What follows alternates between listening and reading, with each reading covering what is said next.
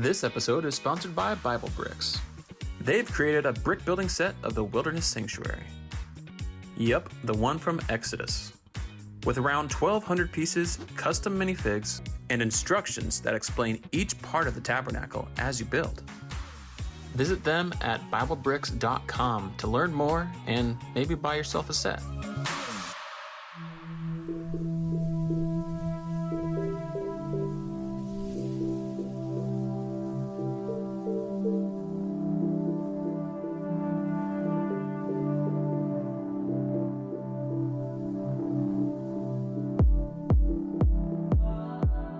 How's it going, everybody? Welcome to Seeking What They Sought. We're in part 3 with Ty Gibson about the Sanctuary, and we're going to specifically talk about 1844 today. And just before we get into it, I just want to lay out what we'll be talking about so that you can orient yourself in the text specifically. So we're in the book of Daniel. You got Daniel 7, 8, and 9. Those are the main chapters. All throughout the book of Daniel, you have all sorts of different prophecies that are being made. And they mainly refer to 4 main empires. You got Babylon, Medo-Persia, Greece, and Rome. Babylon was conquered by Medo-Persia, Medo-Persia conquered by Greece, Greece conquered by Rome. That's the main flow of the whole text. But then you get to Daniel 7, 8, and 9, and it's going to go into some more versions of this same pattern with some potential things that I'll bring up that I'm not so sure about. So Daniel 7 basically starts off with these 4 beasts that represent those 4 different empires, and it ends with, off of that last beast, there's this little tiny horn that arises that is this power that's different and unique to all the rest. And then you have the this moment where there's this throne room scene where the Ancient of Days is seated, and the beasts are destroyed, and then one like a son of man shows up. And then after that in Daniel 7, there's an explanation and a little bit more elaboration on what happened there. Then in Daniel 8, the next chapter, which happens, it's a vision from 2 years later in Daniel's life.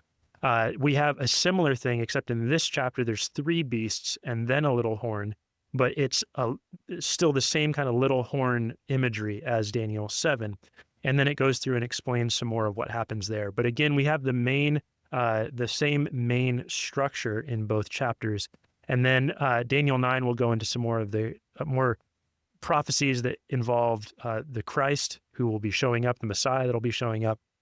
And that's kind of the general flow of the whole thing. But right in the middle of those 3 chapters, we have Daniel 8:14, which is this prophecy that, I don't know, I'll read it explicitly. It says here, I'm in Daniel 7, Daniel 8:14, it says, and the angel said to me, for 2,300 evenings and mornings, this will continue, then the sanctuary shall be restored to its rightful state. And the way Adventists have interpreted that is that this 2,300 days, or these 2,300 evenings and mornings that are interpreted as days, end up ending in 1844, where Jesus transferred from one apartment of the sanctuary to the most holy place and is in the second phase of atonement. That's at least the really generic explanation of this whole thing. So I'll just express two things that I have here. And the first is that I'm not so sure that Daniel 8:14 results in 1844. I'm not totally sure. I'm super open to it. I'm just still dealing with the make it make sense piece of it for me. But I see how we get there from a timeline perspective.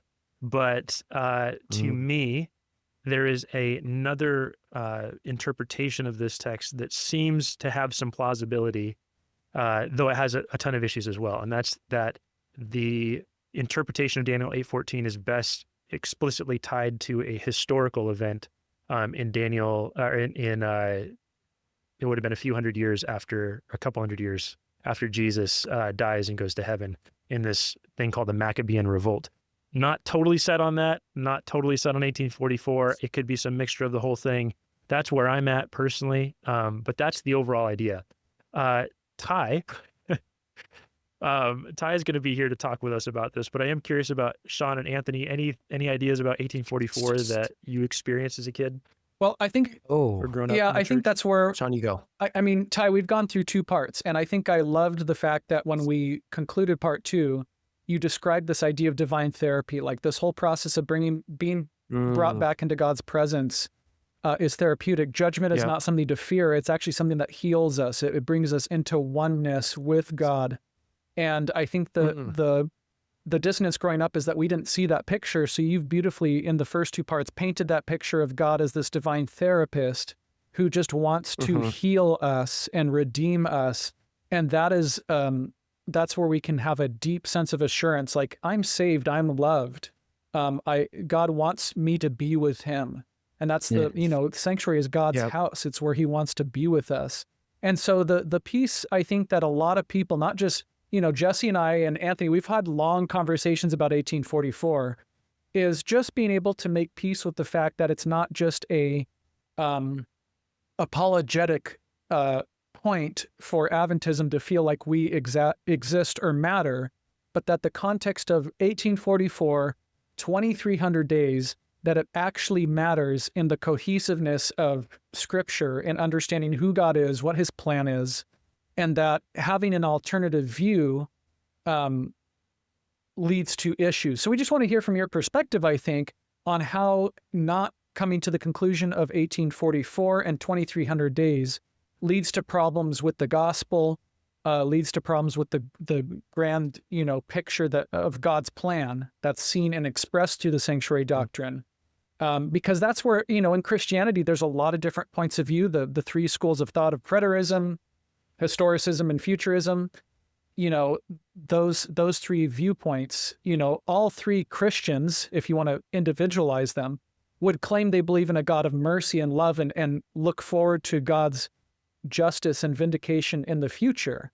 But I think what Adventism argues is, we agree in the goodness of the gospel, but the most complete and intellectually honest and sound way to show that God is actually love would be the historicist lens, that it actually shows that God is actually love. So that's the bridge we're trying to build here today, is how do we get to where that is the case, where we can see that laid out. Because there are some points back and forth where we struggle sometimes in seeing the coherency of that argument being the only and best argument for the way we read Daniel 7 through 9. Yep. And Ty, just to represent, for me, I think I'm still trying to understand. I think I'm convinced that something happened in 1844. I think for me... And to be specific, you mean something happened in heaven? Because I just want to be specific. That's where my struggle is. I'm not sure if something happened in heaven. I know something happened with the start of a movement here. Right. But I don't know if that, anyways, go. Yeah, I think, and for context, I forget if I've shared this. I think I have on one of these parts, like when I was in seminary and Dr. Davidson's class where, Sanctuary Doctrine of the Sanctuary, he asked, is there anyone here who doesn't believe in the Sanctuary Doctrine? I was the only one in the whole class that raised my hand. And he said, why? I said, I do not see it being, I do not see a synthesis between it and the gospel. And I just haven't been shown compelling evidence biblically. And through the course of that class, Dr. Davidson, he was able to show me compelling evidence. But I think I'm still looking for language for normal people, not for scholars, pastors.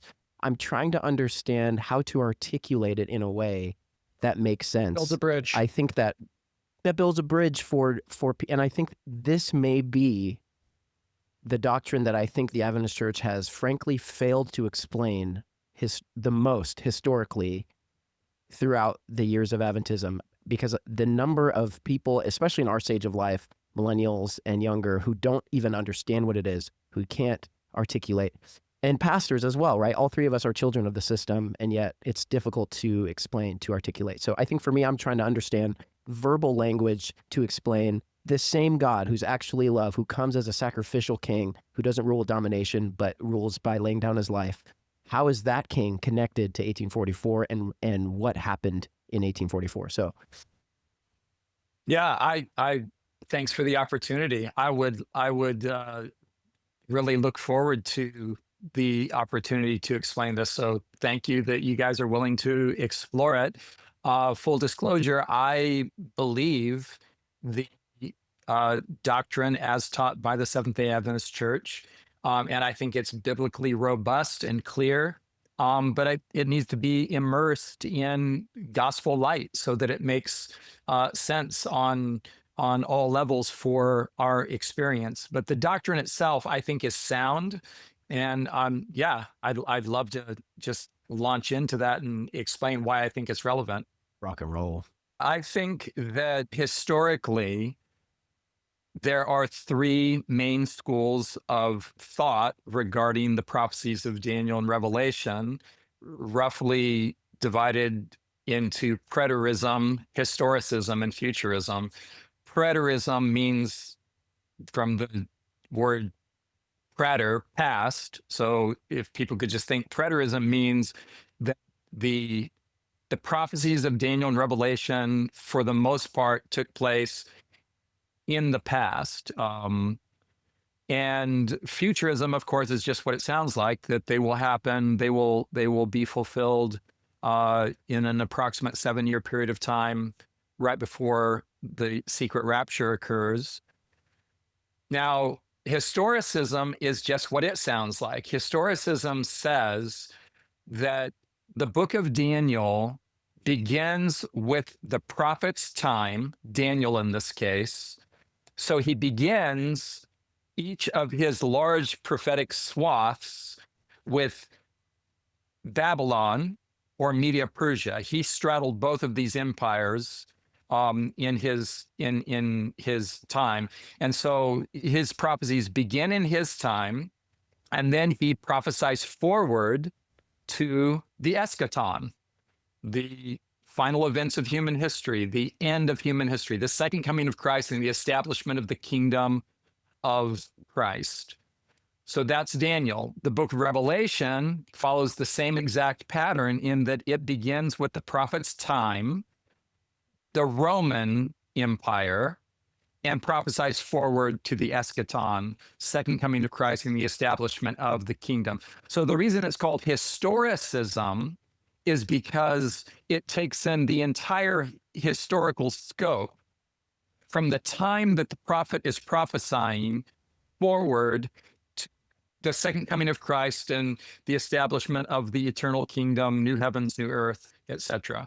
That's the historicist view. That is the Seventh-day Adventist interpretive lens for the prophecies of Daniel and Revelation. But the Seventh-day Adventist Church did not originate this interpretive lens. Not only would Adventism not exist without this interpretive lens, the Protestant Reformation would have never occurred. All of the magisterial Protestant reformers, Luther, Zwingli, Huss, Calvin, all of them were historicists in their interpretation of the prophecies of Daniel and Revelation. And that's how they arrived at the conclusion the little horn of Daniel 7 and 8 is none other than the papal power which launched the Protestant Reformation. They protested against Rome in its papal phase of existence. They did not complete the Protestant Reformation by any stretch, but they launched the Protestant Reformation on the historicist premise. And the reason why the historicist interpretation is, I believe, true is because it is natural and intrinsic to the text itself. It's obviously what's happening, and you don't need to do any kind of theological gymnastics to arrive at it. What do I mean by that? Well, Daniel explicitly says, hey, everybody, this is what the head of gold means in the Daniel 2 prophecy. It is Babylon. Hey, everybody, this is what the goat represents and the ram represents. It's Media Persia, ram, goat, Greece. So Daniel explicitly tells us that his prophecies are about the unfolding of a succession of empires. Okay, just hold that on the table for a minute. So that's historicism. The Adventism holds to that not because we fabricated it, but because the Protestant reformers held to it. And the reason they held to it is because it's just a natural reading of Daniel tells us what it means. All you have to do with the prophecies of Daniel is say, oh, if the head of gold is Babylon, well, which kingdom displaced Babylon, Media Persia, and which one and you can see where I'm going with that. You can just reason forward to the Roman Empire because Daniel tells us that's what he's talking about. But Daniel died before there was any Greece part of the prophecy or Roman part of the story. So he's projecting forward beyond his time, and every one of his prophecies says all of this is going somewhere, and that is the kingdom of God being established as the only eternal kingdom, which will not be displaced by another empire that rises and conquers it. And if you wouldn't mind, I'll explain the genius of Daniel is simply this. The genius of the prophecies of Daniel is that Daniel's prophecies are a study in contrast. And the study in contrast is you have a series of predatory beasts that all rule and dominate by deception and force and violence and war. And as they are dominating by those character traits and those principles of domination and war and bloodshed, then Daniel 7 comes along and says, but I saw God upon his throne, and the judgment was seated.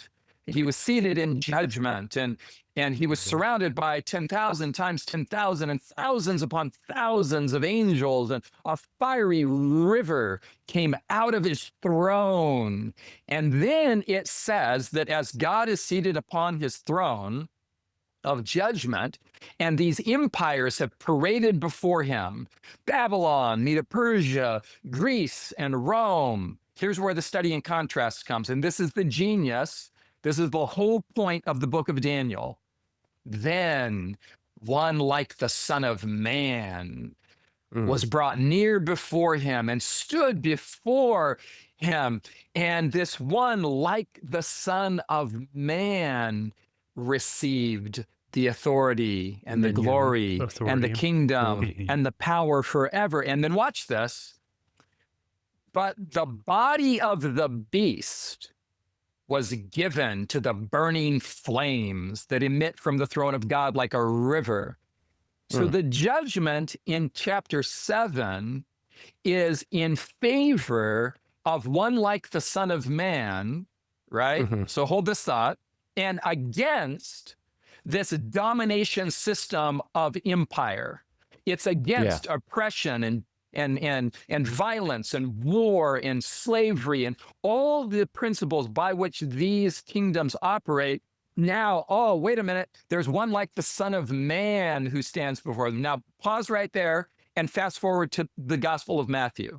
Jesus comes on the scene of action, and he says, hey, disciples, lean in. The kingdoms of the Gentiles rule over one another. That's how they operate. It shall not be so among you. But he that is greatest among you shall be your servant. And even if I, the Son of Man, now Jesus, in this particular part of his ministry, by the way, Son of Man is his most frequently used, call it his favorite way of referring to himself. I am the Son of Man. What is he saying? He's saying, I'm the guy in Daniel 7. Daniel. Yeah. I'm the Daniel 7 guy. Yeah. I'm the one in Daniel 7 that stood before the throne of God, and God judged in my favor, which means by logical extension in Daniel 7 that God is judging in your favor, in the favor of my disciples and my followers, because Daniel 7 says judgment was made in favor of the saints of the Most High God. Now, we tend to look at this as judgment was made in our favor. Okay, we get to go to heaven post-resurrection rather than hell. But Daniel 7 is not talking about that kind of judgment. It's talking about a different kind of king operating by a different set of principles and with a distinctly different kind of character. And that different kind of king is operating by a mechanism, a means, a set of principles, or call them relational dynamics that are completely contrary to violence, war, oppression, domination. He steps up to the plate. Okay, that's Daniel chapter 7. And then you go to chapter 8 and chapter 9, and according to the historicist interpretation, Jesus is described as the one who, it's just fascinating. It says, okay, so this Son of Man, the way he operates is he will be cut off, but not for himself. So now you have a messianic figure, a king, an emperor, a head honcho kind of figure that is acting out self-sacrificing love for the others. He submits himself to the domination system in a non-violent act of protest against empire. This is our Lord.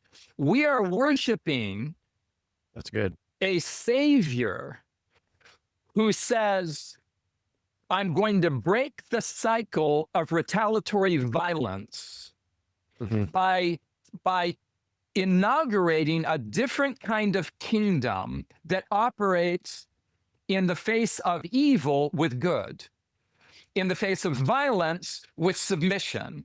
So Jesus is the non-violent Messiah who is cut off, but not for himself. And it is that being cut off, but not for himself, that Daniel says in chapter 9 fulfills covenant. It is called in Daniel chapter 9, the covenant of his love, quote unquote. Daniel chapter 9, look up the verse, the covenant of his love.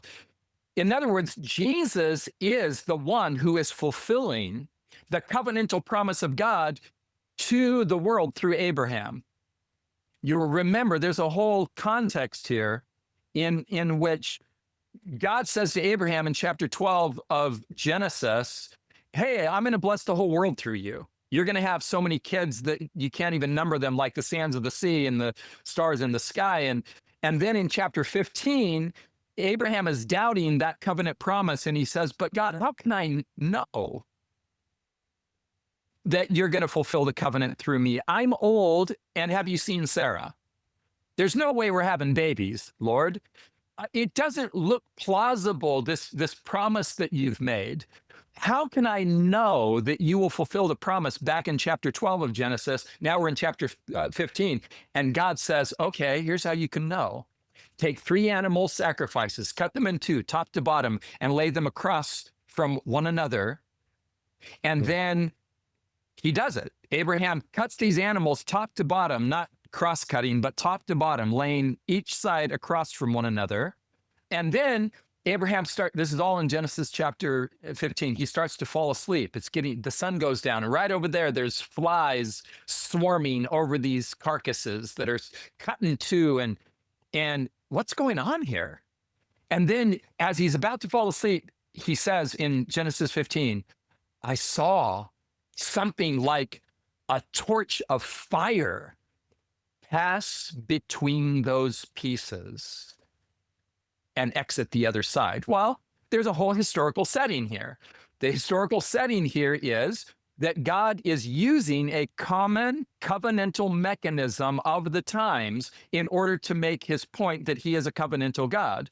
At that time, if you had a piece of property and I had some money and I want the property and you want the money, we wouldn't go to a lawyer and sign a contract with our signature.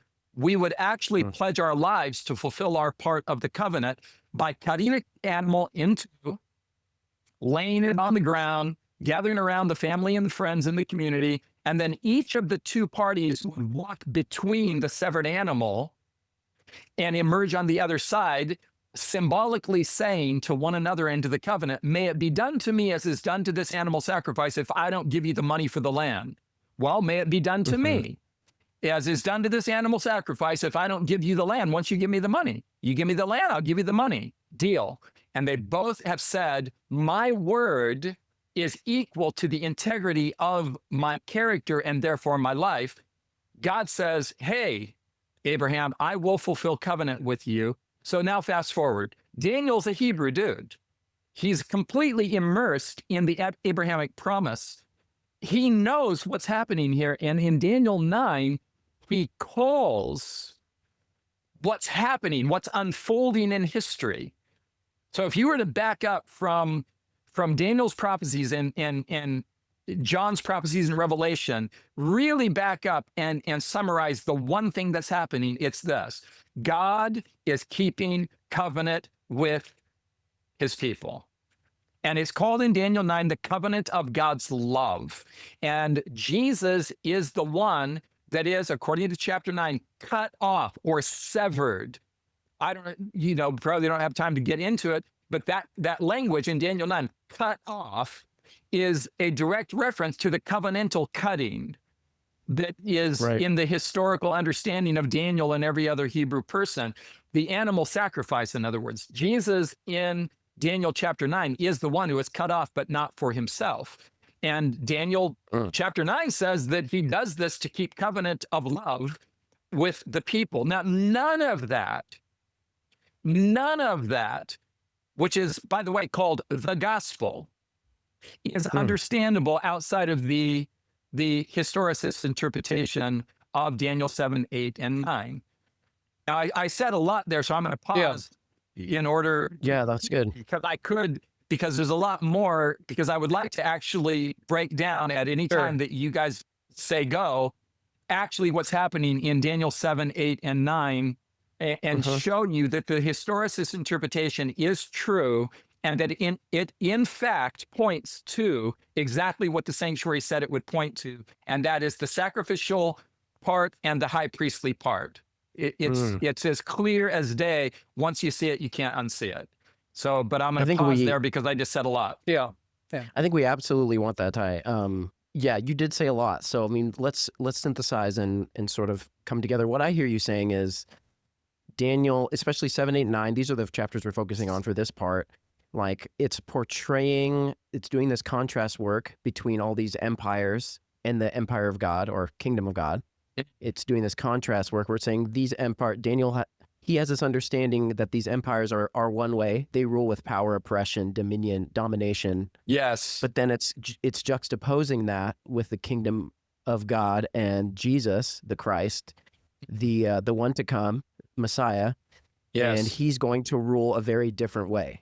Yes. And he, in fact, all the way to being cut off. Don't you like him? Insane. You're just like, whoa, that's the king we've all been waiting for right there. Right.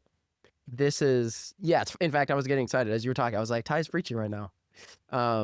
So it's juxtaposing these two types of rulership.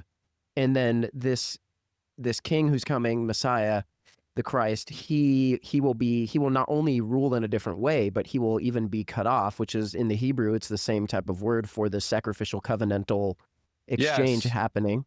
And then he will, but it's not for himself. It's for someone else. It's for you, bro. It's for the other. It's for me. It's for you. It's the gospel. And so what you're saying is this is the backdrop in which, because we're here today to talk about 2300 days, about investigative judgment, about 1844. But even in order to get there, this is the backdrop, is what you're saying. These are the curtains in the room in order for us to understand how we're getting there. Am I getting that? Yeah. And the main point I'm making is that Daniel is actually unfolding human history from his time forward in advance. And he's unfolding it. He's saying, okay, here's what's going to happen. There's going to be a series of empires, Babylon, Media, Persia, Greece, and Rome, and they will operate like vicious predatory animals as they are symbolically depicted. And then there's going to be a different kind of king that will arise who will sacrifice himself for the others and refuse violence as a mechanism of problem solving in the world. And that Messiah is going to come again. And after the time when he's cut off, he's going to come again. And there's going to be, Daniel says there's going to be a movement at the end of time, which I would like to talk about. There will be a movement at the end of time to destroy the covenant. This is in so you have to remember that in Daniel, Jesus is called two things. He's called the Son of Man. That's in chapter 7. And then in chapter 11, he's called the Prince of the Covenant. He's the Prince of the Covenant. That's his name. That's who he is. He is the one who implements God's unfailing love in human history. He is the Prince of the covenantal love of God. But in Daniel chapter 11, where he's called the Prince of the Covenant, there's another power that is mitigating against the covenant. And it says in Daniel 11 that he will have rage against the Holy Covenant. But that the people who know their God will do great exploits. They will do great and mighty deeds in response to the rage against the covenant. So this is where, going back to what Jesse said, and I would like to explore this in greater detail. I believe, Jesse and all of y'all, that in fact, and I want to show you this, that Daniel 8:14 does correspond to earthly events that we can see. And it corresponds to a truth recovery development in history that advocates in favor of the covenant against a monolithic religious institution that is having rage against the covenant. There's a historical power that is trying to destroy the gospel, the covenant, by a merit-based system that turns the attention of the human mind to a earthly system of salvation that is presided over by earthly institutions. And the book of Daniel is saying, no, look higher. Look higher. The Son of Man, the Prince of the Covenant, gave his life for you. And this monolithic religious power is a grand masquerade. That's not Christianity. I mean, it professes to be Christianity, but it's not Christianity. It has rage against the Holy Covenant. That is to say, it has a doctrinal and behavioral system that is defined by the same character as all the other powers before it: violence, bloodshed, coercion, and it's completely contrary to the character of God. But now it's called Christianity. And it is thereby mitigating against, it's warring against, it has rage against the holy covenant of God's love by creating an earthly system of teachings and practices that are works-based. It is a colossal system of salvation by works. It is paganism masquerading as Christianity, and those who know their God, Daniel says, will do great exploits, not exploits with sword and gun and fist and bomb, but exploits of preaching the gospel with such clarity on the stage of Earth's history that we can see there will be a contrary movement that will preach the gospel of God's covenantal love with such clarity that it will that other power will lose its credibility and its power and its force, and it will fall. It will fall. And that, I believe, I'll close by saying this, that I believe began with John Huss, John Wycliffe, Martin Luther, John Calvin, Zwingli, etc. Those guys rose up to topple that system of salvation by works. And Adventism, along with other strains of the Protestant Reformation, that we could talk about how this all divided into a million pieces, but the core idea runs through. And I believe that Daniel foretold that system would fall in response to a protest in the form of words and teachings and truth, not in the form of throwing punches back. Although a lot of the Protestant reformers did throw punches back. They burned their own people at the stake. It said we could go into why that was problematic, although it's obvious. And then you had parts of the Protestant Reformation, beginning with like the Anabaptists, and then developing into various other branches, the Mennonites, that were nonviolent, that said, no, the gospel is inherently nonviolent. The Protestant reformers, Luther and Calvin in particular, were all about killing people who didn't agree with their new light. Well, their new light was new light, and it was good light, and then they were persecuting people. But then you have strains of the Protestant Reformation in which Adventism exists. Adventism is an inherently nonviolent religious liberty movement in the context of the unfolding of history and the three great revolutions: the French Revolution, the Russian Revolution, and the American Revolution. With those three revolutions, you have the results of the early work done by Luther and Calvin and the other reformers. So all those reformers preached a message that toppled empires, you guys. The French Revolution was the result of the preaching of Luther and Calvin, although it was separated by centuries, because what's happening here is the people are beginning to see that in the gospel, there is freedom, and that you are not called upon to be governed by monarchs and popes. And then that works itself out until finally you get the French Revolution, the Russian Revolution, and the American Revolution. The American Revolution, the Constitution of the United States of America, is the gospel in a governing document. It is. Who wrote the Constitution of the United States of America and the Declaration of Independence? Yes, Jefferson, Adams. No, Paul. The Apostle Paul. Jesus. Mercy. Jesus and Paul are the author of the governing documents of the United States of America by logical, historical, theological unfolding and extension. Jesus injected ideas of non-violence into the thinking process of humans that Paul and the apostles took up, so that they were mowed down as martyrs and refused to take up weapons against their oppressors.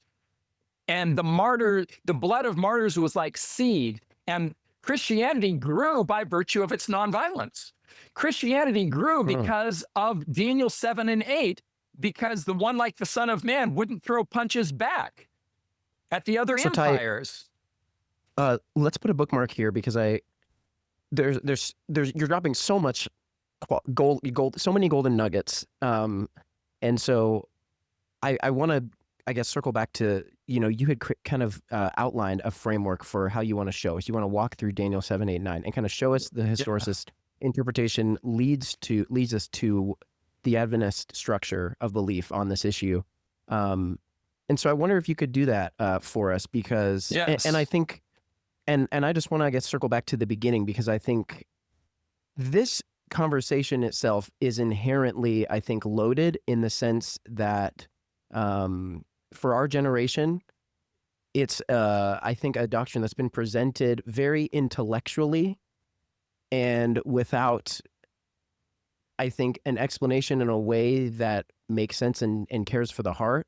And so I think really what I just want to reiterate, I guess, like why we're here, I think, is to learn from your perspective, not necessarily to debate with it, but to hear how have you seen that this can be explained in a way that is life-giving, that makes sense. And I think we're all that. Man, I think our posture is one of learners.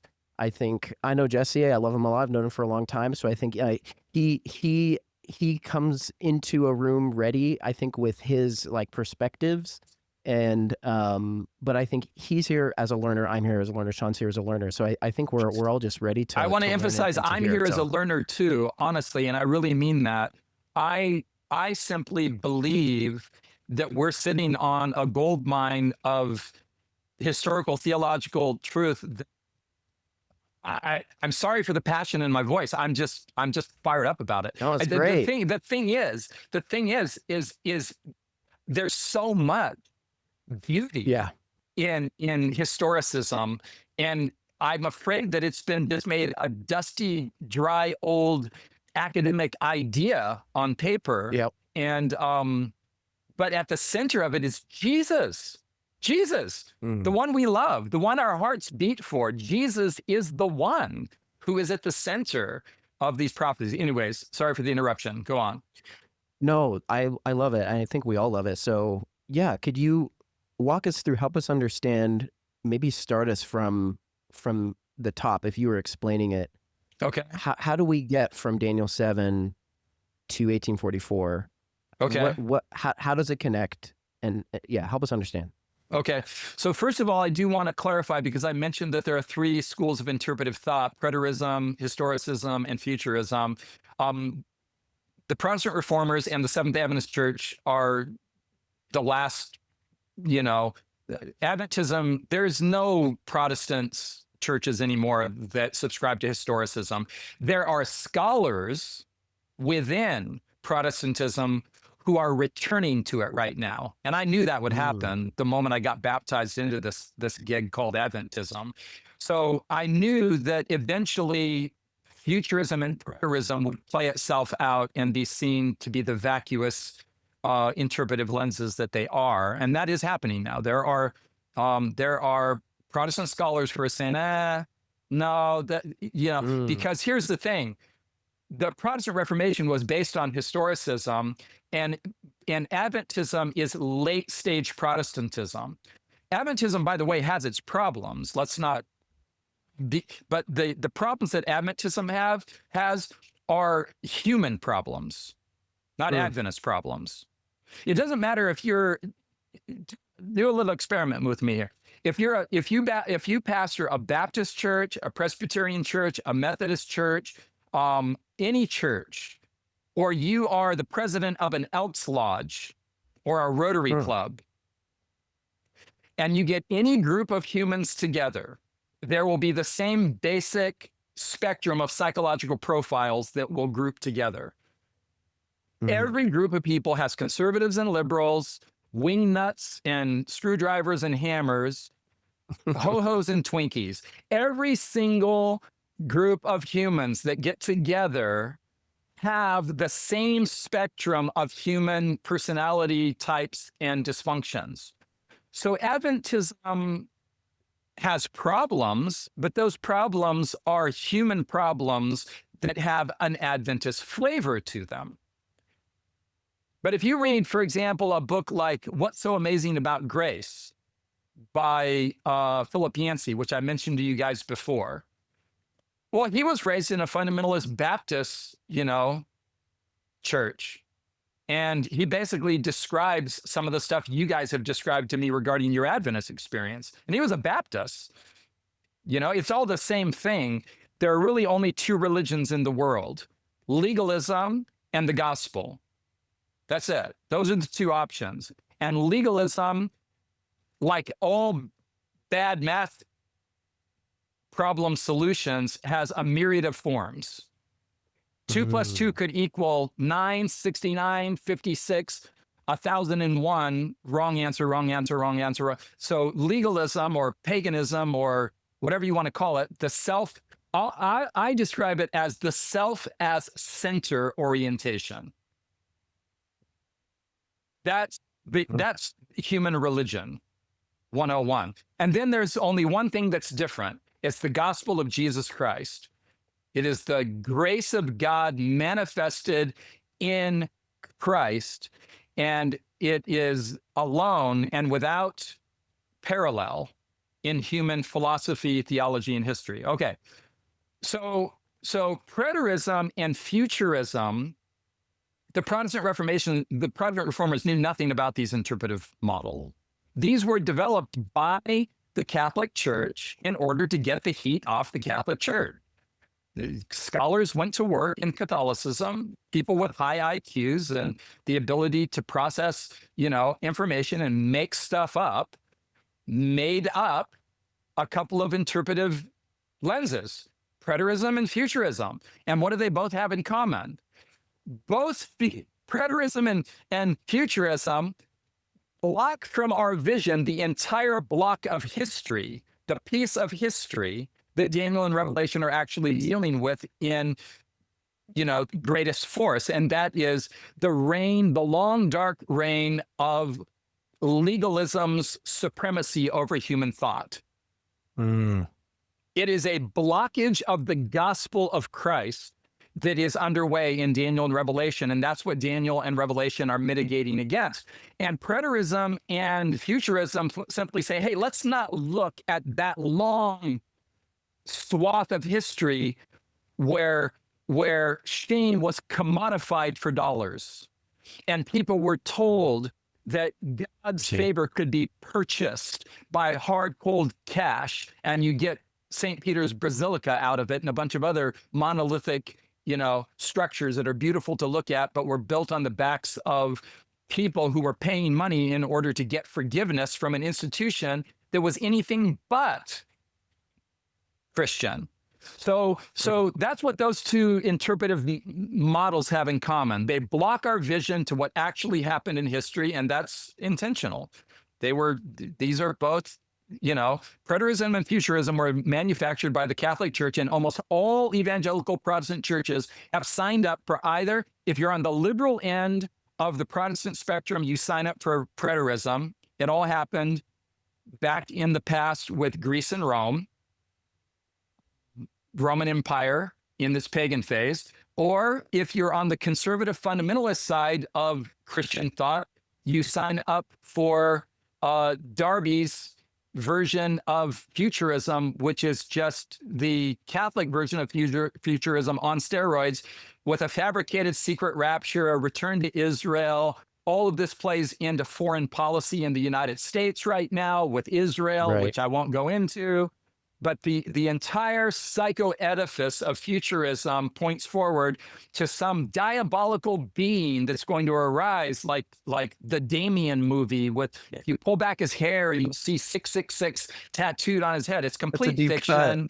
It's complete fiction. It's not biblical. And this guy's going to be a political leader, and he's going to be really handsome, like Gavin Newsom. And he's gonna, but if he loses any hair or you peel it back, 666 is tattooed on his head, and he's gonna lead the whole world into 7 years of tribulation. Yeah, and a barcode. And it's all just, it's unbelievably idiotic, and none of it has any bearing on what's happening in Daniel and Revelation. Okay, so why is historicism important? Historicism is important because it is the interpretive lens through which you can discover the gospel of Christ with maximum clarity and beauty. That's why. So what's happening in Daniel 7 and 8, let me just read to you here, rapid fire succession. I'll pause though, because I don't want to keep talking if you want to insert something. I think No, it's good. Okay, here I go then. Go ahead. Okay, go ahead. Well, I was just going to say, Go. sorry, Go, there's go. always Interrupt, Sean. the little lag when we're online.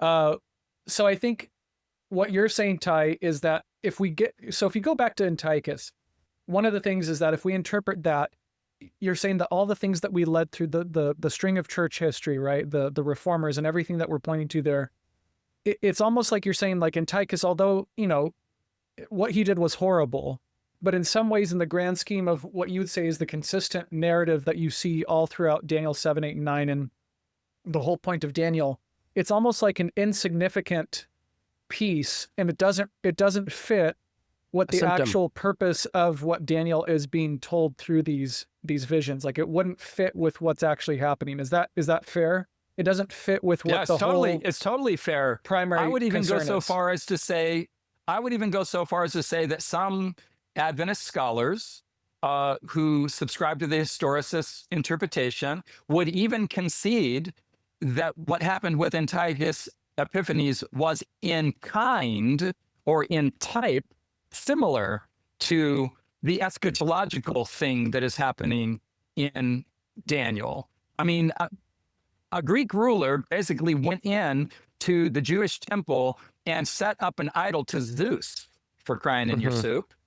This had to be very offensive to Hebrew sensibilities, and it was, right? But then when you come, I'll just throw this on the table, and Jesse, you're going to have to process this at some point. Jesus Christ, who is crucified during the Roman Empire part of the prophecies of Daniel Revelation, quotes from the book of Daniel and says, when the abomination of desolation is put in the holy place, then, et cetera, et cetera. Jesus himself, after Antiochus Epiphanes, is pointing forward. He's pointing forward to a fulfillment of the abomination of desolation spoken of by Daniel the prophet. He quotes Daniel 7 and 8, and he says, hey, that's future. Well, it was future. It was fulfilled in kind at the destruction of Jerusalem, where the Roman soldiers went into the temple and destroyed. Just read the description of the destruction of Jerusalem in historical literature, and it's like Josephus, for example. It's astounding. Or Will Durant. Read that history. It was they just what Jesus said happened. You know, not one stone will be left upon another that shall not be thrown down. So then Jesus indicates that what Daniel is saying is future to his time, and it was fulfilled again in type, in kind, in quality, in principle, in the pagan Roman Empire doing its dastardly deeds with the temple. And then Jesus projects forward eschatologically to the final fulfillment of these events at the end of time, when what Daniel is pointing forward to will reach its fulfillment. Okay, so with that in mind, I'm going to riff on what Sean said, and that is I'm going to read you why the Antiochus Epiphanes interpretation is similar in kind, in that he did a dastardly deed in the temple, but is not the fulfillment of Daniel's prophecy. As I read these descriptions, in your mind, this is Antiochus Epiphanes, ? He shall have a mouth speaking pompous words against the Most High. Its body will be burned with flames in the final destruction. The one whose kingdom is defeated and will be replaced. This is all in chapter 7, by the kingdom of the Son of Man. The kingdom of Antiochus Epiphanes is the kingdom that will be defeated by the Son of Man, and the Son of Man will set up his kingdom in place of Antiochus Epiphanes. Verse 21, he makes war, this Antiochus Epiphanes character makes war against the saints and prevails against them. Verse 22, until the Ancient of Days is seated, and then his body will be thrown to the burning flames. Verse 23, he devours the whole earth and tramples and breaks it in pieces. Verse 25, he speaks great and pompous words against the Most High and persecutes the saints of the Most High.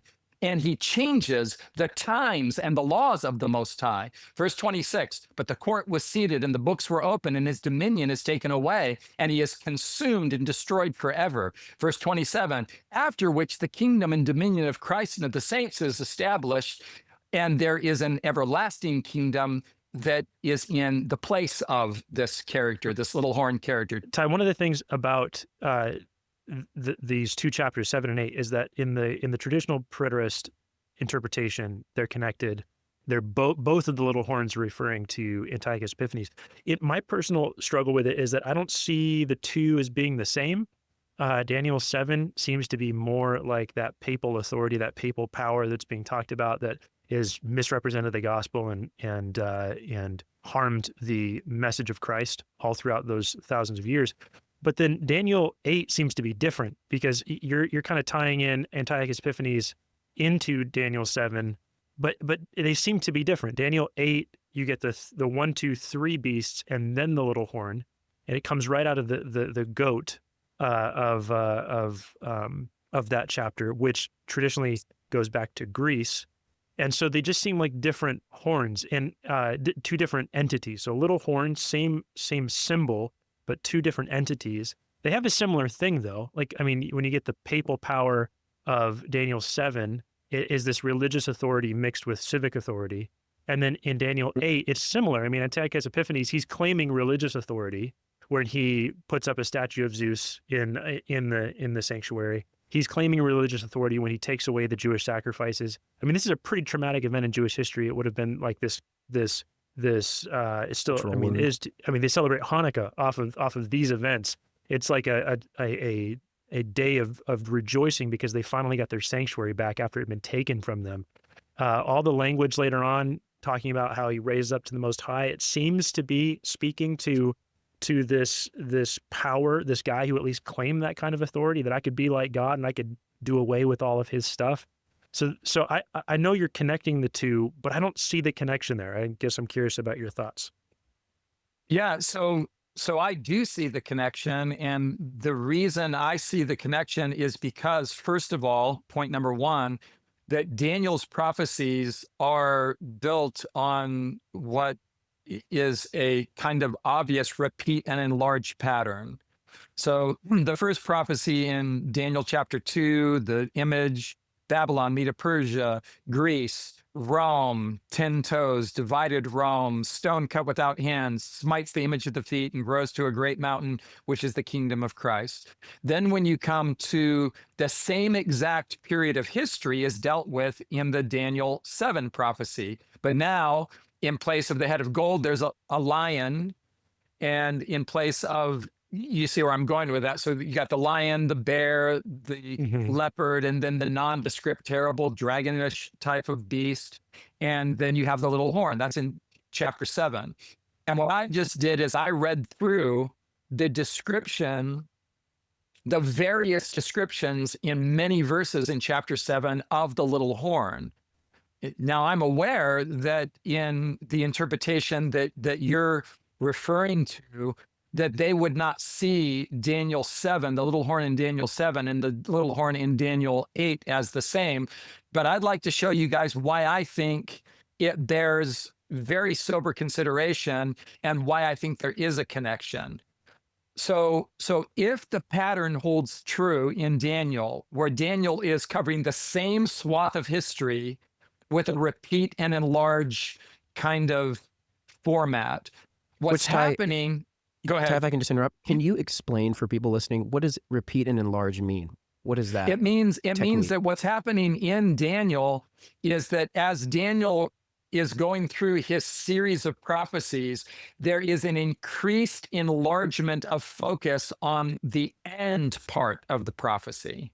So for example, when you're in chapter 2, you have Babylon, Medo-Persia, Greece, and Rome. When you're in chapter 7, you have Babylon, Medo-Persia, Greece, and Rome. And then you have Rome expanded with all this little horn language. And then what's that? Yeah, you're zooming in with greater details. Now, what in chapter 2 was just legs of iron and 10 toes. Boom, kingdom of God and Christ is set up. When you come to chapter 7, now you have verse after verse after verse that is explaining the character of that final power in human history with lots of detailed language, which I just quoted rapid fire. Well, then when you come to chapter 8, there's no mention of Babylon. Babylon drops off, and now you're dealing first with the ram, or first with the ram, which is Medo-Persia, then the goat, which is Greece. There's not even a mention of Babylon. So now we're trekking forward, and now in chapter 8, almost the total focus is on the character and activities of the little horn and the response of Messiah to that little horn in real time in history. So when you come to, all Can I these... ask one more question on this, though? Yeah. I get the repeat and enlarge, but could not Daniel 8 be a slight repeat and a zoom in? Like, I mean, that almost... It is. The Antiochus Epiphanes, in the Antiochus Epiphanes interpretation, if Daniel 8 would be talking about him, it almost seems like repeat the pattern, same idea, but then it like zooms in on this specific moment in Jewish history. That's a bit of my question. Like, why could it not be? Well, because the activities of the power that are described are outsized to the actual events in history that Antiochus Epiphanes, for a punctiliar single act, accounts for. And if you go with the Antiochus Epiphanes interpretation, you have to account in chapter 8 for language that you would have to find a fit for with Antiochus Epiphanes that is very difficult to find a fit for. And thirdly, you have the Messiah in the eschatological part of the unfolding of the prophecies answering to Antiochus Epiphanes' problems in a single event that he performed in history.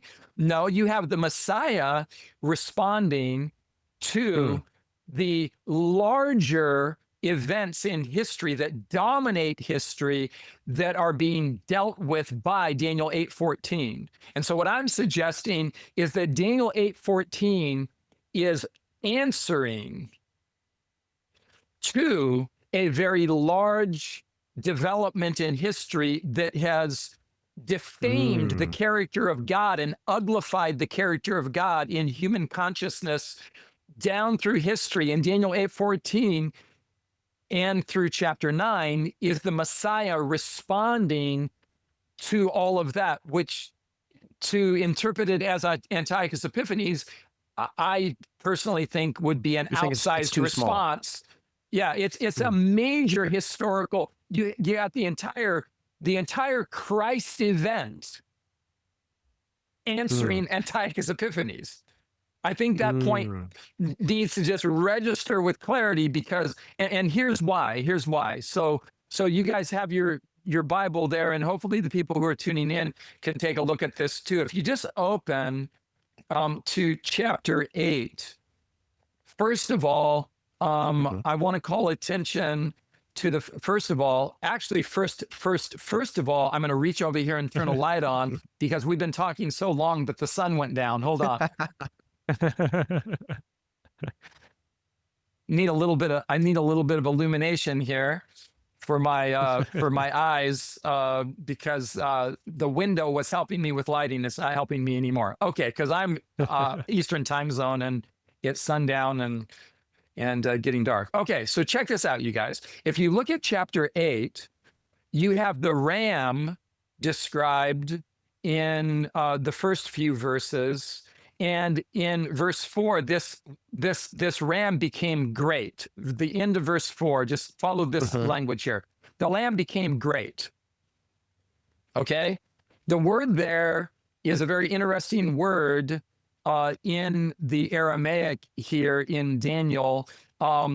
This power waxed great, and the word means something like expanded, or exalted, or became large, enlarged itself, okay?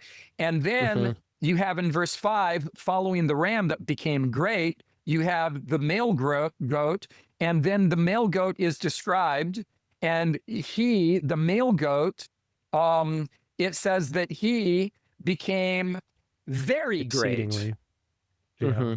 Well, he became very great. The male goat in verse 8. So you got, he became the ram, or Media Persia, became great, but the goat, Greece, became very great. Now watch this. Then verse 9, and out of one of them came a little horn, which grew exceedingly great. So watch the pattern here.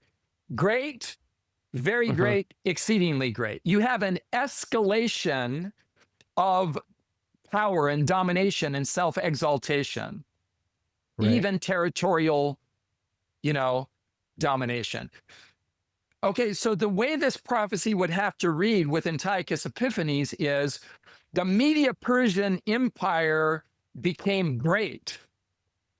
The Grecian Empire became very great, and Antiochus Epiphanes became exceedingly great.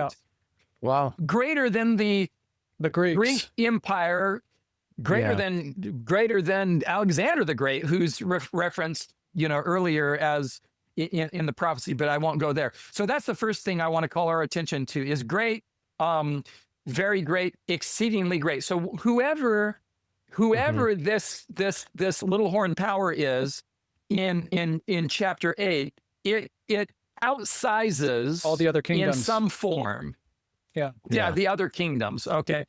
For my brain, that is not one little piddly dude who set up a statue of Zeus in the temple. Now, that can be debated, but I'm simply calling your attention to one of the patterns here. And if that was the only pattern, well, we might say, okay, well, no, nothing persuasive if all you have is that. Now watch this. You guys. So in verse 9, this little horn became exceedingly great toward the south and the north and toward the glorious land. So he's moving horizontally to take up geographic space. This power, this little horn power. Now watch this. Verse 10, and the little horn grew up to the host of heaven and cast down some of the host to the ground, and cast down some of the host to the ground and some of the stars to the ground. Now watch this, and trampled them. Now watch verse 11. And he even, wait a minute. He even exalted himself as high as the prince of the host, that is of heaven. And by him, the sacrifices were taken away, the daily sacrifices were taken away, and the place of his sanctuary, I'll come back to that, was cast down. Now watch this. The place of his sanctuary was cast down because of transgression. An army was given over to the horn to oppose the daily, in parentheses or italic, sacrifices, and he cast the truth to the ground and practiced and prospered. Okay, so pause right there. So this little horn power is described as waxing not great, not very great, but exceedingly great, and expanding to the north, south, the east, the west, taking up geographic space. And this power is described as going even to the glorious land, taking up space in Israel. And this power is described as exalting himself even. Oh my goodness, is the feeling, even? Yes, even. He has exalted himself even as high as the prince of the host of heaven. And there's debate here over, is this prince of the hosts of heaven here the Messiah, the one that is called later on in the book, the prince in chapter 11, the prince of the covenant, and in chapter 12, the prince who stands up for his people? I think that the prince here is Messiah because of that connective theological tissue with chapter 11 and chapter 12, where Jesus is referred to as the prince of the covenant and the prince that stands up for the children of God's people. But check this out. We know from this very context here, without going to chapter 11 and chapter 12, that this is indeed the Messiah, because the little horn performs a series of dastardly deeds against the host of heaven, against the prince of the hosts of the heaven, and casts the sanctuary to the ground and casts the truth to the ground. The moment you have the word truth that is cast to the ground, you know now that this quad of activities, cast the host down, cast the prince down, cast the sanctuary down, cast the truth down. You have a collection of items that are desecrated and cast down by this little horn power. Now, here's the kicker. And you guys are going to find this so amazing, because it's amazing that Daniel actually saw this. Okay. So then here's the part that Adventists generally never look at. And it's verse 13. We just hopped to verse 14. Unto 2,300 days, then shall the sanctuary be cleansed. But chapter 13 is the key to understanding what's happening here. Verse 13, then I heard a holy one speaking, and another holy one said to that certain one who was speaking, pause right there. You've got two holy ones that are having a conversation now. All of this stuff has gone down in chapter 8. All this stuff is described. This little horn is doing this, and then a holy one. By the way, I won't go into the details here, but Bible commentaries you will find, older Bible commentaries identify one of these holy ones as a character called the Wonderful Numberer. Oh. The Wonderful Numberer. Just hold on to that language. Look it up in older Bible commentaries. The Wonderful Numberer is the interpretation of one of these holy ones in the original language. That is to say, the one who gives prophetic numbers. And Bible commentators used to say that this is Messiah, that Jesus is the one giving this prophecy. So one of the holy ones is the pre-incarnate Christ. Well, I won't try to prove that right now, although, you know, maybe you guys want to have a future conversation and we could look into who this character is. But check this out. I'm following you along in the Hebrew, so it's interesting. One holy one asks another holy one. You got two holy ones here. One of them is Michael, the pre-incarnate Christ, and that does not mean that he's a created being, et cetera, et cetera. That's a whole different subject. One of them is the pre-incarnate Christ, the wonderful numberer, the giver of time prophecies. And the other one is Gabriel, who is the attending angel with Daniel. Repeatedly throughout the book of Daniel, Gabriel shows up and says, yo, Daniel, I'm going to explain to you what you just heard. Gabriel's the one that shows up in the Gospel of Matthew, by the way, to say, hey, here I am again, Gabriel, the one who gave the prophecies. I'm here again as the one presiding over the explanations of the prophecies of Daniel. But the key point here is fascinating. Look at this. Verse 13 again, then I heard one holy one speaking, and another holy one, two heavenly beings, said to that one, and here's the question, how long will the vision be concerning the daily sacrifices and the transgression that causes desolation and giving both the sanctuary and the host to be trampled underfoot? This is so mind-blowing. Daniel 8:14 is the answer to the question posed by Gabriel to Jesus in chapter 8, verse 13. Daniel 8:14 is Jesus answering Gabriel and saying, I'll tell you how long. How long what? So here's the key question. How long what?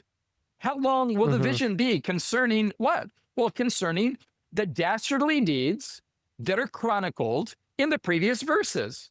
You've got this power called the little horn that arises, and he casts the hosts of heaven to the ground. He exalts himself even above the prince of the hosts, which is Jesus, and he casts the truth of the gospel to the ground. The truth here is the gospel. I could show you that, but I'm just going to roll with this. And he casts the sanctuary to the ground. He sets up an earthly system that displaces the truth of the gospel that the prince of the host presides over. The prince of the host is the prince of the covenant, is the Messiah, who is the dispenser of the gospel light to the world through his incarnation, his life, his teachings, his sacrifice, his ascension, his high priestly ministry, and his return. It's the Christ event. And you have a little horn system here, and this is why I said that it's outsized for the Antiochus Epiphanes interpretation. You've got this earthly system that is setting up a parallel sanctuary system on the ground. On the ground. He casts the sanctuary to the ground, and he casts the truth of the gospel to the ground by setting up this false system of worship that focuses people's attention on an earthly priesthood, on an earthly sacrificial service called the host and transubstantiation, and the entire edifice of salvation by works with penance and works and purgatory and the entire doctrinal system that was set up through the Middle Ages to put everybody's attention on seeking forgiveness and resolve of shame through that false sanctuary system and casting the truth to the ground. And Gabriel says, hey, how long is this system going to get away with this? How long is this system going to dominate the imaginations of humans and the theology of humans? How long is this power going to wreak havoc on human understanding of the character of God and the gospel? I'll tell you, says the wonderful numberer, unto 2,300 days, then the sanctuary will be cleansed, in the original language, rectified, restored to its rightful place in human theology and thought and relationship with God. So the cleansing of the sanctuary is a prophecy about the breaking of the continuity of the false system that clouds people's vision to the true gospel of salvation by grace alone, through faith alone, in Christ alone. It breaks the back of that power and redirects people's attention to, hey, what about Jesus? Jesus is the one. Let's shift our attention away from this earthly system that has cast the truth to the ground, and let's rediscover the truth of the gospel that has been blocked from human perception. So Daniel 8:14, Sean, in my opinion, Jesse, Anthony, very clearly does correspond to earthly events that you can see. It's called the Protestant Reformation, and Adventism is late-stage Protestant Reformation that begins to take form at a period of history when papal supremacy begins to wane and be broken, and a movement arises for the rectifying of the defilement of the plan of salvation and the sanctuary and the gospel that has been completely, it's called the transgression that makes desolate. It is the transgression, it is the violation of the gospel of Christ in a colossal system of salvation by works. And the angel wants to know, how long is that going to be going on? And Jesus says, well, there's going to be a stage in human history when that power will lose its power and the truth will be restored to human understanding. And the sanctuary will be rectified and cleansed, and there will be a vindication of the character of God movement that will look at Jesus and say, Jesus is the one who rightly represents the character of God. Jesus is the one who, by his sacrifice, shows us that God's forgiveness is full and free. Jesus is the one who is even at the right hand of the Father. He is the one true mediator between God and man, not little men profiting financially, sitting in booths while people come and give their coins and get forgiveness as something, as a commodity that can be purchased from the church. That whole system is toppled by the Protestant Reformation as a continuum, and Adventism, as I see it, is a continuation of the Protestant Reformation, simply gathering up whatever truths in the Protestant Reformation that were recovered, or, a wobbly, frail, fragile effort to do so. I mean, Adventism, after all, is just people. I mean, we're just people. There's nothing, uniquely spectacular about Adventist humans versus other humans. All Adventists are people who are saying yes to the collection of truths that were recovered by people making their way in to the sanctuary as a system of truth and saying, wait a minute. No, It's all about Jesus and the cross, and he is the high priest and the one true mediator between God and man. Let's turn our eyes heavenward to Jesus as the one. I personally find that extremely compelling within the historical flow. And I don't think Antiochus Epiphanes can in any way match this seismic like shift of human consciousness that is foretold in verses 8 through 14. I am curious that, so, okay, let's go fast forward to 1844, because that's the date at which this prophecy in Adventist interpretation comes to its fulfillment. And it says that the sanctuary shall be restored to its rightful state. And in the Adventist belief, explicitly, it says that Jesus moves compartments at that point, that this is when an investigative judgment starts. We talked about investigative judgment last episode and all that.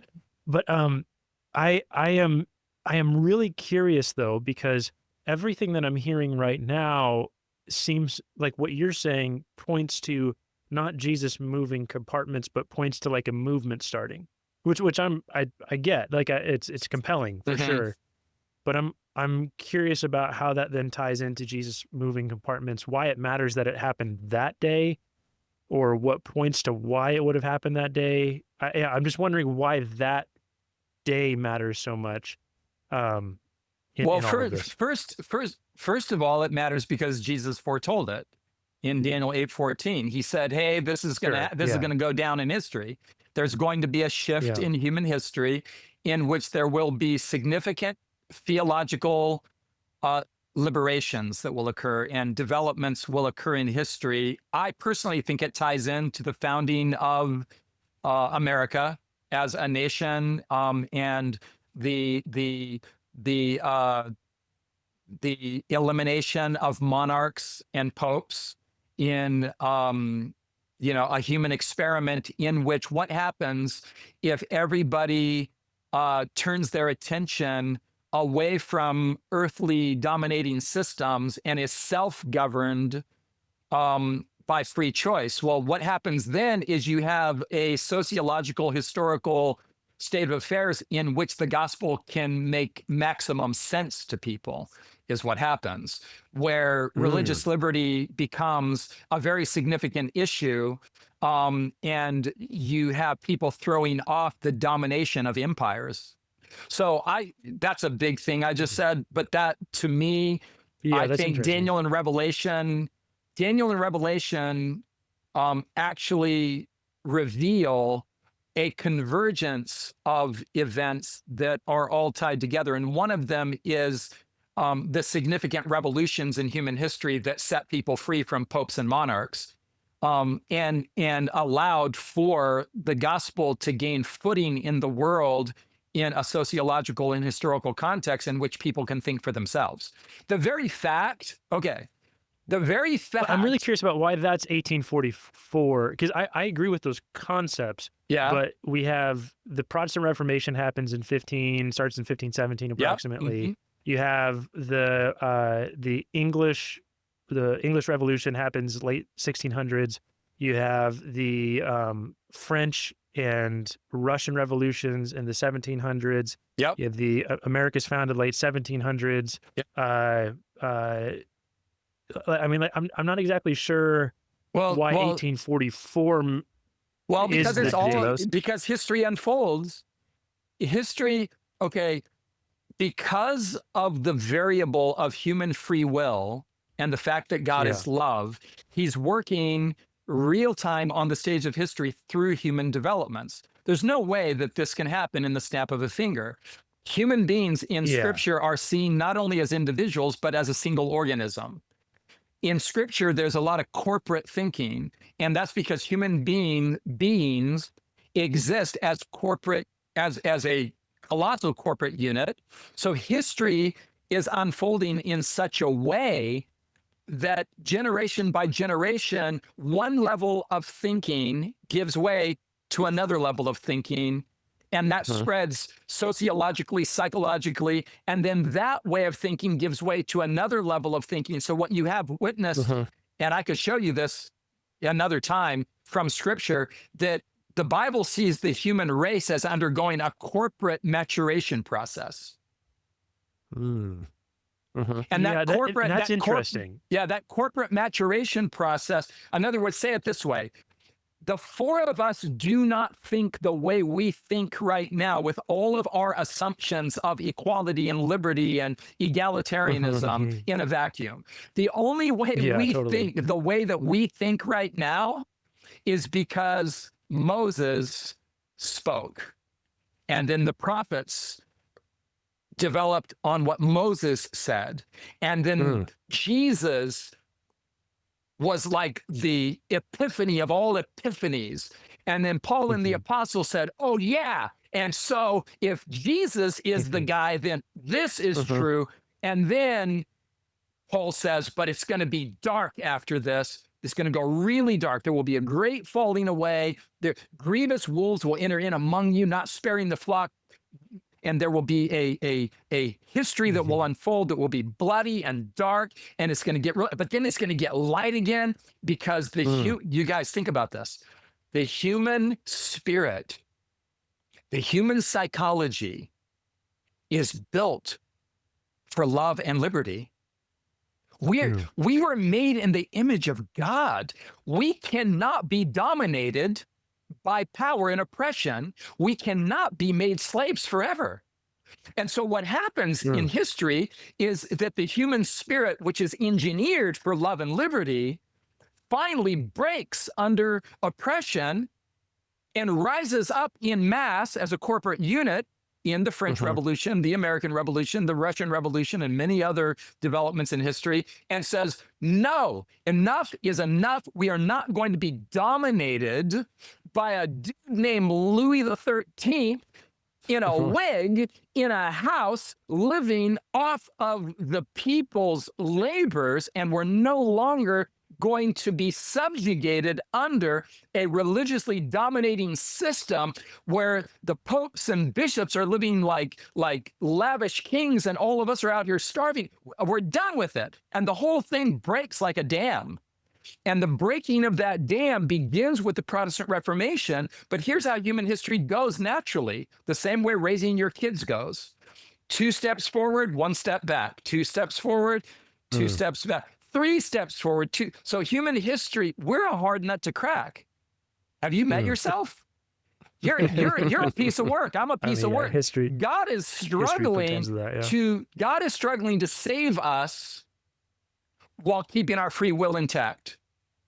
Right. And so But 2 again, steps so forward, how 1 do we- step back, and it why- develops. Why 1844 though? Well, I'm with you. I'm with you so far. I'm just wondering 2 why reasons. that. Number one, as I said, because that's what the prophecy said. The prophecy says this power will dominate human consciousness for a large swath of history. An angel says, well, how long will this go on? And then the prophecy says, well, under 2,300 days, then the sanctuary there's going to be a shift in human history, and that shift is going to be at the end of this 2,300-day period of time. Now, that 2,300-day period of time, we have worked out as a denomination, building, by the way, on the Protestant reformers. They didn't work out the 2,300-day prophecy, but they did work out the periods in history where the little horn does its dastardly deeds. And if they would have lived, more than 80 years or however long they lived, they would have continued studying, and they would have worked out the prophecies of Daniel and the Revelation. Adventism does not exist in a vacuum. The Advent, when I say Adventism, by the way, I'm talking about Adventism as a theological system, not, the denominational institution with an address.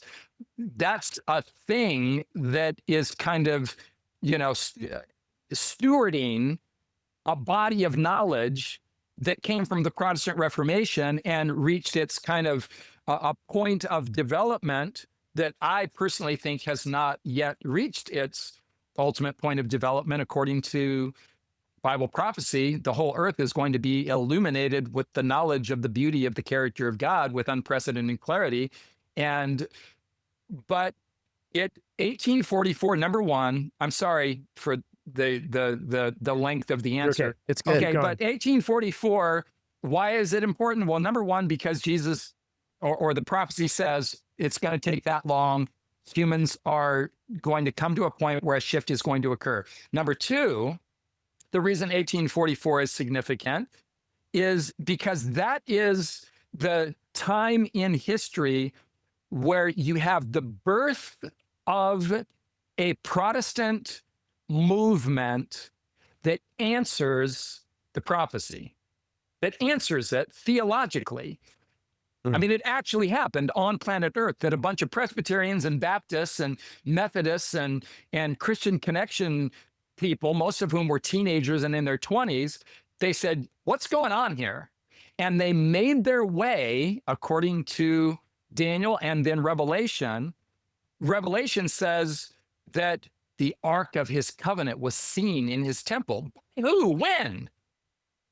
It was seen by a bunch of Bible students who now have Bibles in their hands because the back of the papacy was sufficiently broken that the thing could come off the convent wall and be translated into multiple languages so that the Bible is overtaking the world. Now anybody can have a Bible in their hand. Not only that, they're living in the ideal setting in this newly founded country called the United States of America, where they can think whatever they want, believe whatever they want, do whatever they want, and there's no monarch or pope that can stop them. So these are all historical developments that create the environment.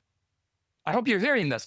The environment, the psychological, intellectual, academic environment in which a bunch of people could get together and say, where have we come from? And what's going on here? Well, where have we come from? Just look at the Dark Ages and then the Protestant Reformation. And, oh, wait a minute, Luther was right. So we just had a little bit of a recording. We just had a little bit of a recording glitch. A little But bit. we're back here. Ty, my main last question, because I am literally going to have to walk away at this point to go take care of my sick wife, is I hear what you're saying, but it sounds like you're mainly saying that the fulfillment of this prophecy is that it is fulfilled in the Advent movement coming into being. You might not be saying that, but that's what it sounds like so far. If that's the case, the stated belief in our Adventist fundamental beliefs, and I need to apologize, I stated it wrong earlier. It does not say explicitly that Jesus moved compartments, but rather that Jesus began his second phase of atoning work. That was typified by the high priest work in the most holy place. Mm-hmm. That's what it says. Yes. So how does that map onto this? Because I think that's the piece that I'm not hearing in all of this as of yet. Love you guys. I do got to go, but I'm curious to hear it later. Okay. Well, I'm sorry that Jesse had to pull out, but I understand his wife is sick and he has to go pick up the children. But he'll loop back and he'll hear the answer to the question, or rather, I should say, my response to his question. It may or may not be satisfying or robust enough in the time that we have, but I do believe that there is a vital connection between the events that are transpiring on earth and the events that are transpiring in heaven. According to the gospel, Jesus died on earth, but then he resurrected on earth and he ascended to the right hand of the Father in heaven, and that he is there, according to the Apostle Paul and the book of Hebrews, our heavenly high priest. And he is the one true mediator between God and man. And that the development of the events real time on the surface of the earth in human history with the rise of the Protestant Reformation and the part of that Protestant Reformation that comes straight up to the movements in America where Bible students, all of whom were, from Protestant denominations, got together and they made a series of theological discoveries that shifted their attention to Jesus in the high priestly role that he occupies as our mediator, administering to us the benefits of his atoning sacrifice at Calvary. There's a connection. And as far as why the shift from holy place to most holy place, well, that's the model that God gave us in the sanctuary. The sanctuary has a courtyard, it has a holy place, it has a most holy place. It's symbolic and it's prophetic of the developments in history. According to the prophecy of Daniel, there will come a time in history where earthly events will correspond to heavenly event that constitute the fulfillment of Yom Kippur, or the cleansing of the sanctuary on the Day of Atonement that pertained to the most holy place. On that one day of the Hebrew year, judgment and atonement and the cleansing would occur. And Daniel says that the cleansing of the sanctuary will happen at the end of the 2300-day prophecy, which means, according to Daniel's prophecy and according to Revelation, that there will be, number one, a seismic shift in human consciousness regarding the character of God as truth is recovered gradually through history, and a movement arises on the stage of history that points people to the high priestly ministry of Jesus in the heavenly sanctuary, where he is finishing up the eschatological judgment that all Protestants believe in principle, according to the creeds, the earliest creeds like the Apostolic Creed and Nicaea. All Protestants, get together and say at the conclusion of the creed that there will come, that he will come again to judge the living and the dead. So all Protestants believe in an eschatological judgment. The only difference with Adventism is Adventism says we believe that Daniel 7, 8, and 9 foretell the period of human history when that eschatological judgment unfolds. And it unfolds at the tail end of human history with a recovery of truth and a refocus on the gospel and the high priestly ministry of Christ in the heavenly sanctuary. To me, it's just a beautiful recovery of the gospel that we have the privilege of being a part of, and anybody has the privilege of being a part of if they want to. Ty, you're saying essentially that in this final piece, the Adventist claim interpretation is, in essence, it's pushing back a little bit on the interpretation of other Christian denominations when they say this eschatological judgment that will happen one day will be, in their view, a moment or like a day, like the day of the Lord. And what you're saying is the Adventist perspective pushes back and says, no, it's actually a time period. Yes. And part of that time period is the restoring of the gospel. Is because we as that's part of God's Adventists, judgment. Yeah, we're free will Protestants. We're Arminian Protestants. And so we don't believe that judgment can occur as a second of time that doesn't take human reasoning and human free will online. We believe that the judgment is a process by which the character of God is magnified in human understanding, and people worship God out of love and free will, not because they are dominated by human systems that require it. And so yeah, for Adventist thinking, the judgment corresponds to the development of events in human history that vindicate the beauty of God's character in people's thinking by focusing everybody on Jesus. I just want to clarify, we don't vindicate the character of God. Jesus vindicated, period, end of subject, the character of God. And the proclamation of the gospel magnifies what happened in Jesus so that people can turn to him with their whole heart without the emotional coercion and oppression of salvation by work systems. So yeah, it's a period of time. It's called the day of judgment. It's called the hour of his judgment. It's the judgment segment of human history. Wow. Yeah.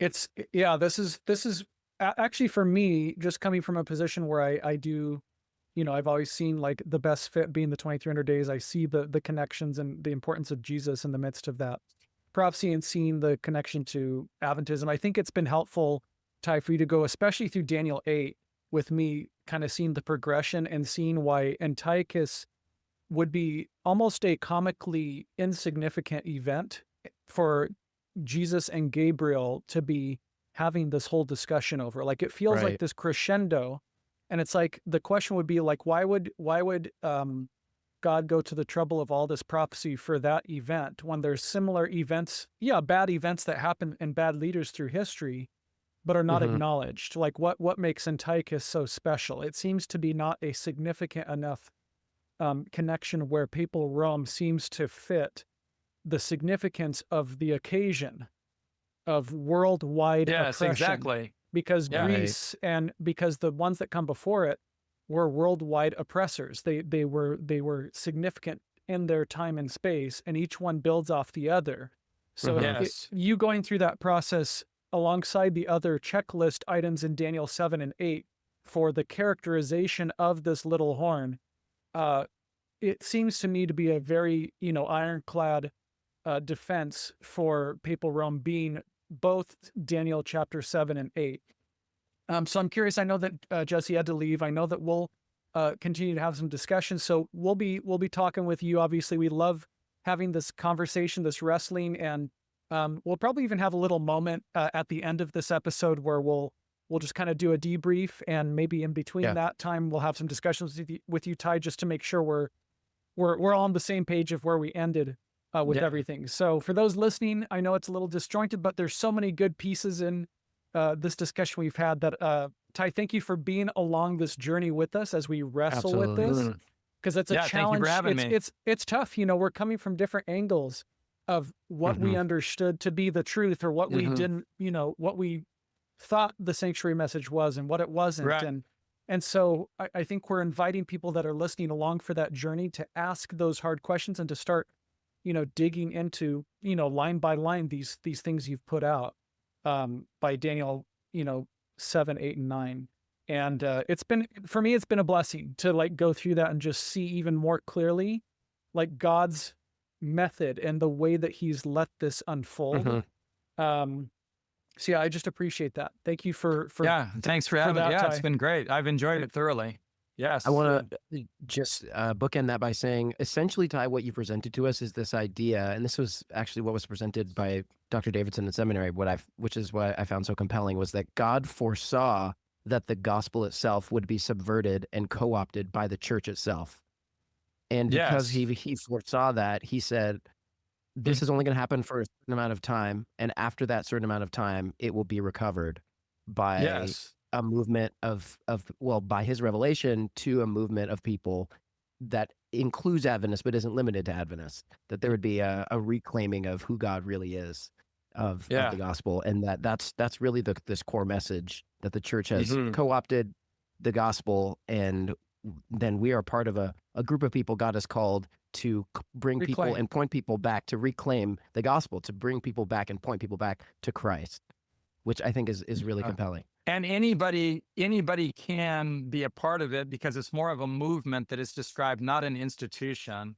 I just want to emphasize that there's no denominational high ground or arrogance I'm really happy to be a Seventh-day Adventist, and I love being a Seventh-day Adventist, but I would be perfectly happy Adventism exists not to be a denomination. Adventism exists to basically say, hey, everybody, here are some things that have been lost sight of. Take a look. It's a movement that anybody can be a part of. And so, I wasn't raised in it. I am a convert to Adventism because it makes sense to me. Yeah. Wow. Yeah. Well, thank you so much, Ty. It's been really powerful. We're excited because we've had so many good conversations with people. We're expecting this to lead to some more conversation as well. And so we've just seen so many good things happen from this trilogy that we've done together. Sure. And Ty, we appreciate it, man. Really, genuinely, like there's wrestling and struggle through it, but it's also led us to this point in moment where we're continuing to see God's light being brought forth. So thank you for being on that journey with us and continue to go there. And again, they can find you on Light Bearers. If anyone wants to see a full, sanctuary explanation by him and David Asherick, through Light Bearers. They go through a series of 10 parts on Light Bearers. You can go to their YouTube channel. I've been blessed by that. My Bible study group at church is going through it right now. We've just gotten through 2 parts of it, and it's been a great conversation starter for my church as well. So appreciate what you guys are doing over there, and we just love seeing what's next for you guys. So yeah, thanks again, Tom. Yeah, thanks, guys. God bless.